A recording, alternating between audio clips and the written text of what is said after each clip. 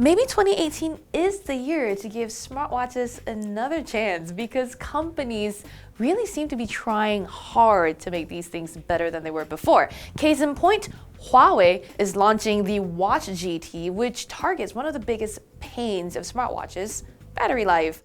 It promises to last up to 2 weeks with heart rate monitoring going on in the background, rivaling the claims of the watches announced that will use Qualcomm's Snapdragon Wear 3100 CPU later this year. So that is a promising sign. What is kind of worrying to me anyway is that Huawei decided to make the Watch GT with its own proprietary system called Light OS. I don't understand why Huawei needs to make its own software for it because it's done well with Wear OS in the past, but we'll take a closer look here to see if it is indeed better than the alternatives. Powering all of those features is Huawei's own made-for-the-watch CPU, not Qualcomm's Snapdragon Wear 3100, which seems to really work with Wear OS only. Now, the Huawei CPU here is what the company calls a double chipset architecture.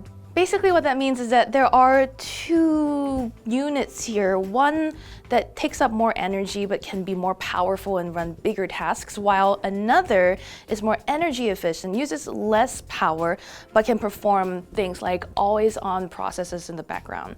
According to Huawei, their lower power chipset uses 1/6 of the energy of the bigger or more energy intensive one. Together, that helps the Huawei Watch GT run as long as Huawei says it can. We have to put that to the test though, so we'll see. Other components here are, like I said earlier, a tri-GPS, which should make for more accurate detecting of your locations. So if you're a runner in a city where there are a lot of buildings that might get in the way of a good GPS signal, this could be a better option for you. We saw two versions of the Huawei Watch GT, one with a brown leather strap and an all-black model that I personally prefer because I find the brown color option a little more masculine than I like. Huawei's used some premium materials here. There's a ceramic bezel, there's diamond-like glass. Also, the thing feels nice, but it's still a little chunky.